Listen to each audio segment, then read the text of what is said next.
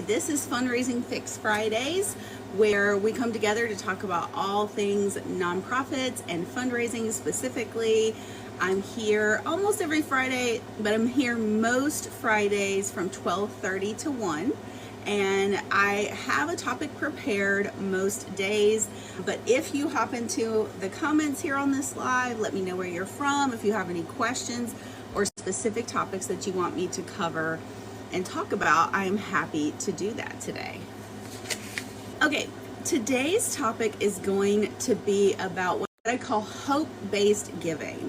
And that is essentially legacy giving or planned giving.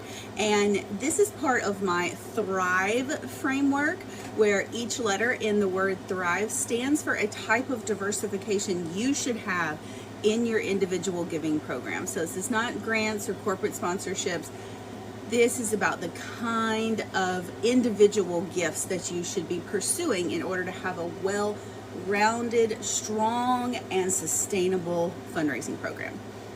And the T we talked about last time, which is transformational gifts or major gifts, which are going to give you that volume that you need to really run your programs efficiently and meet your budget every year. Today we're going to talk about the H in Thrive, which again is what I call hope-based giving, and that is planned gifts and legacy gifts.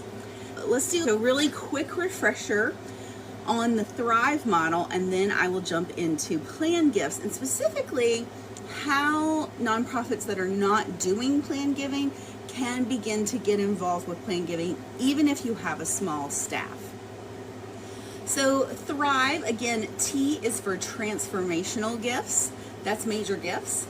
H is for hope-based giving or legacy planned gifts. The R is what I call retained donors. So that means getting people to come back year over year. I stands for intake of new donors or acquisition of new donors. So you always need more new folks coming in to fill your pipeline and offset any folks that stopped giving from the year before.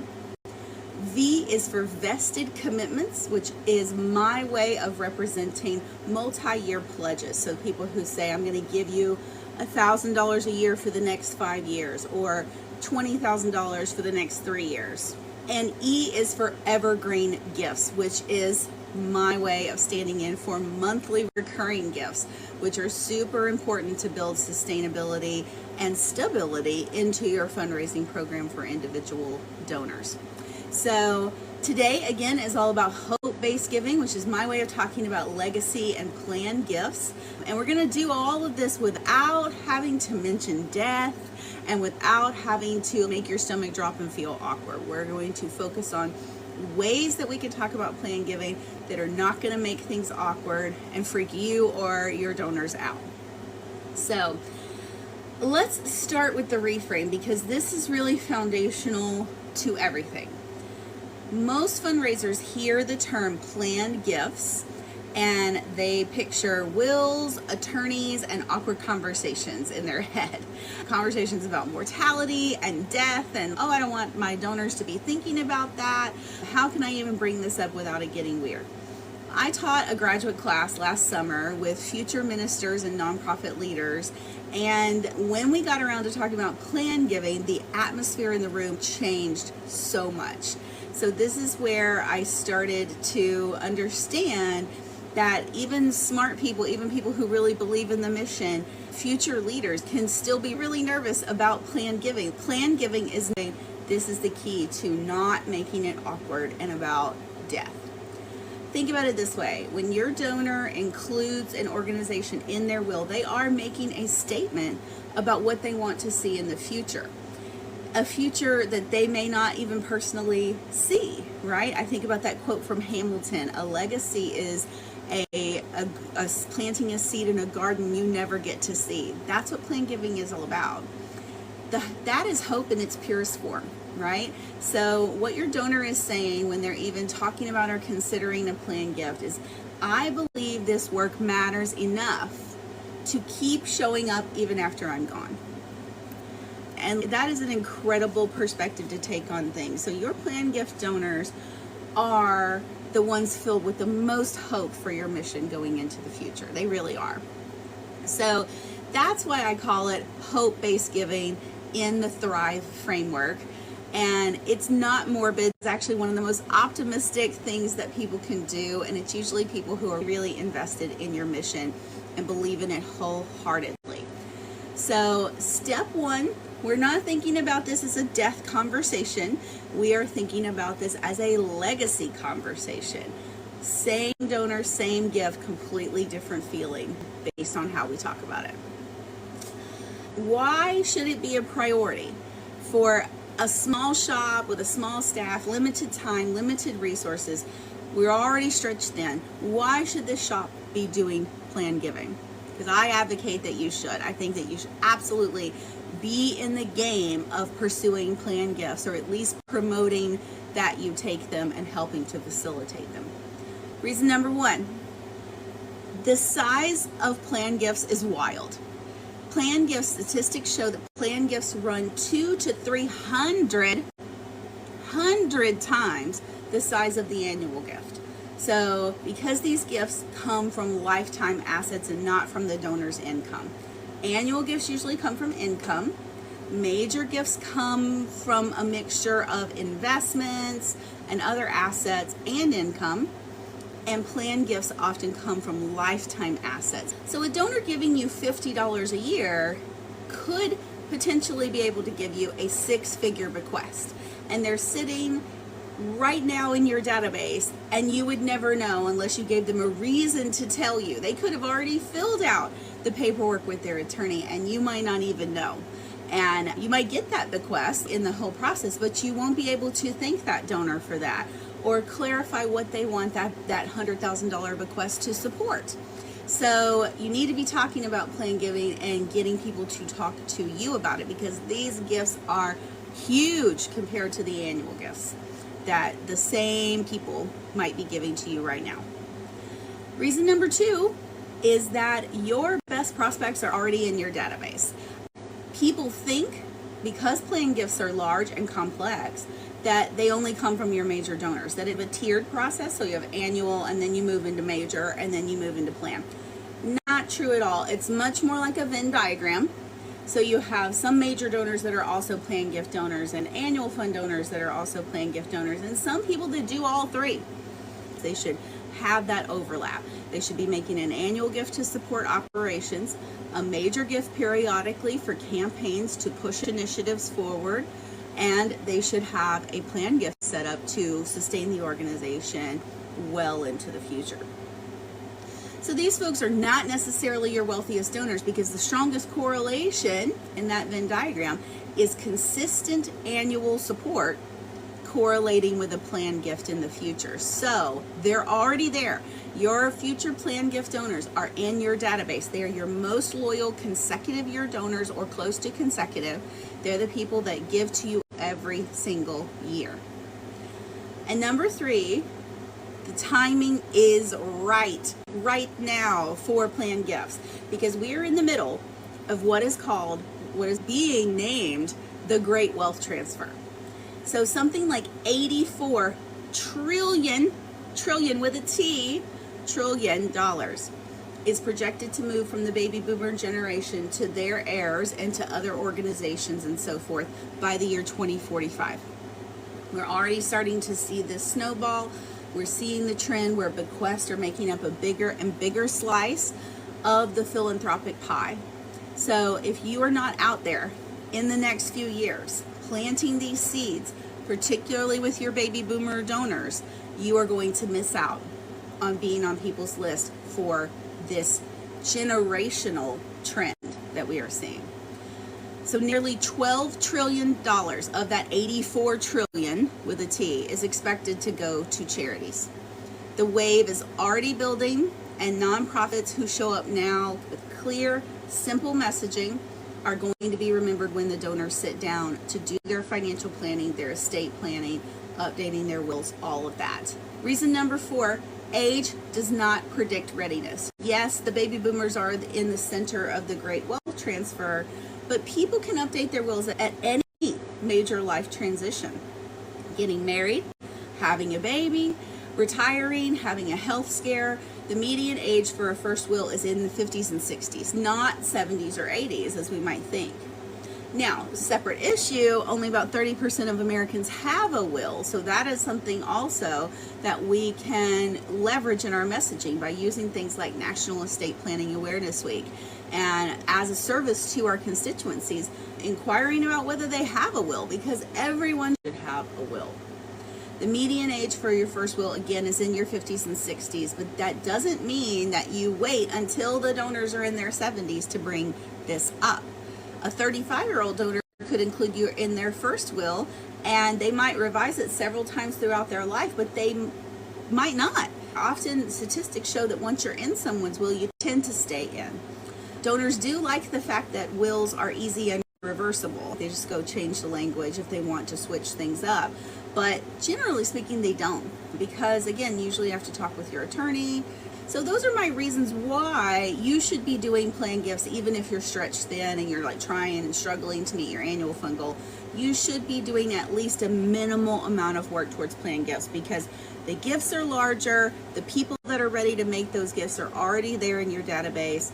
The timing is right with the great wealth transfer coming upon us now, and you can market this to people of any age. It is absolutely something that can help your nonprofit, whether your donors are 25 or 75. Okay, so how do I actually do this without getting overwhelmed, Jessica? I totally get it. Again, you could be chasing down an annual fund goal that you have to meet in order to make payroll. Why should I spend time doing plan giving messaging? Plus, it's very overwhelming. Plan giving has a lot of different things, a lot of different vehicles that donors can use to make a plan gift. We've got charitable remainder trust, we've got gift annuities, retained life estates, donor advised funds, IRA rollovers, or qualified charitable contributions. But for a small shop, I want you just to forget about that. So if you're not doing plan gifts yet, I want you to forget about all those myriad other things. The things I want you to focus on in your marketing and what you're trying to get from your donors are just two plan giving vehicles. And they are the easiest, they are the simplest for the donor to set up, and they are the easiest for the donor to change. They're also the easiest for you to explain as the fundraiser, and that is bequest and beneficiary designations.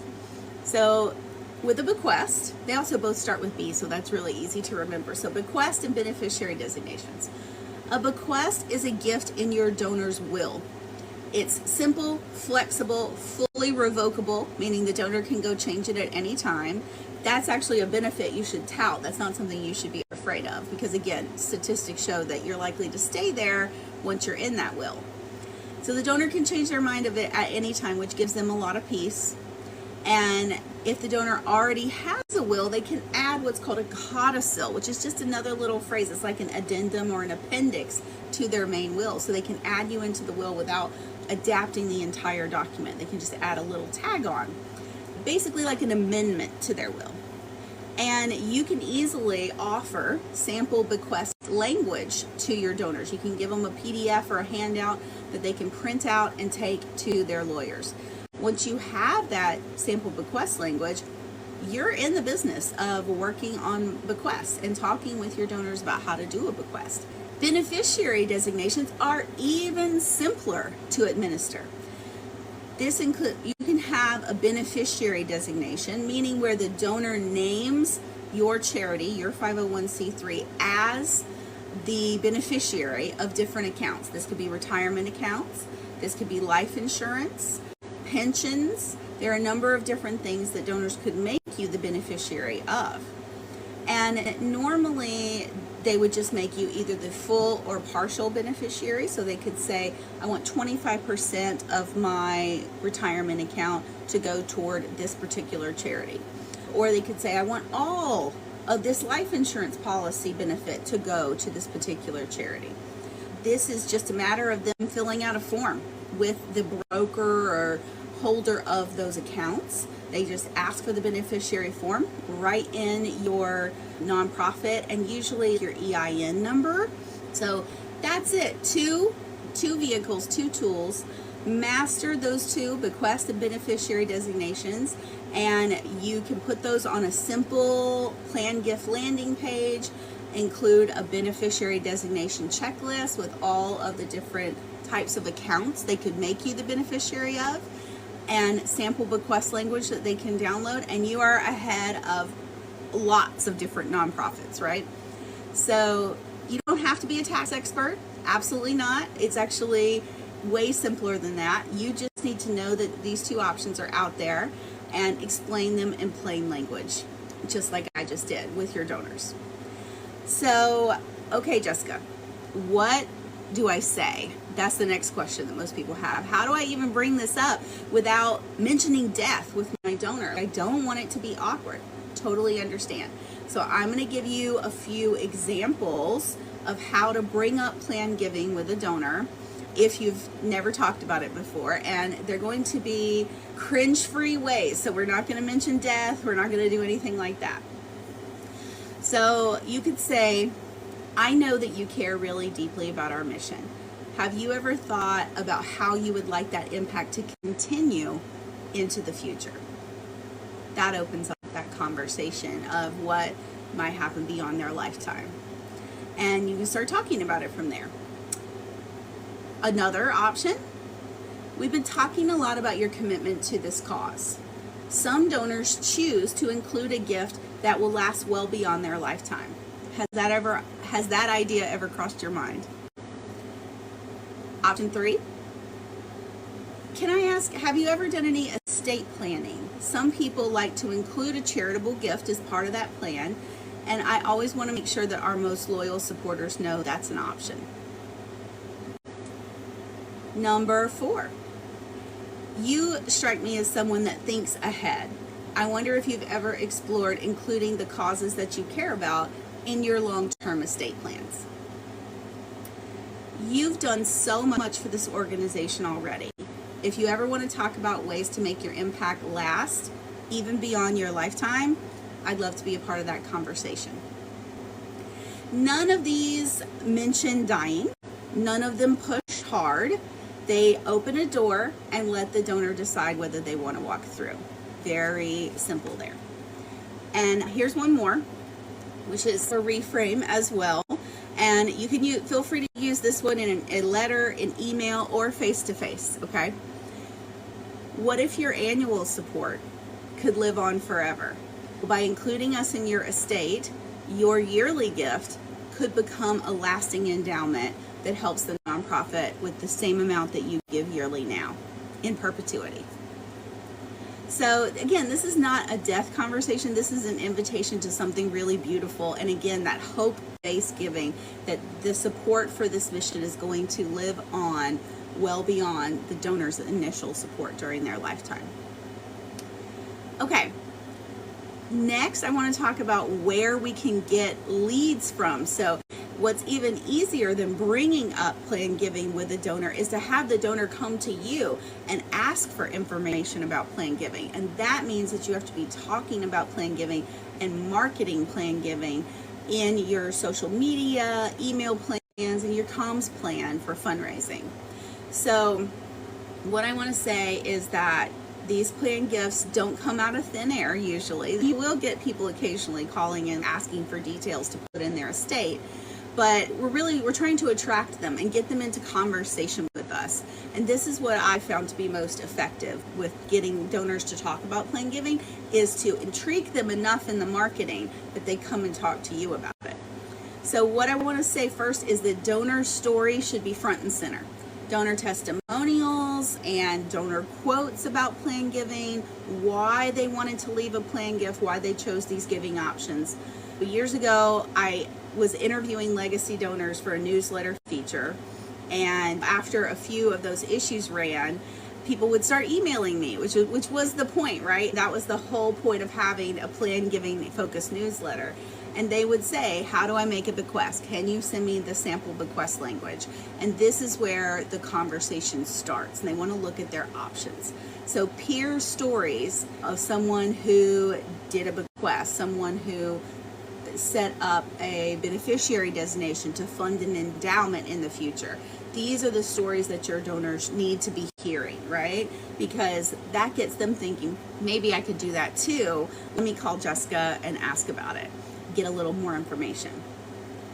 Paired with those donor stories that you're going to be marketing through email, social media, maybe even a hard copy letter or newsletter, you want to have a simple landing page.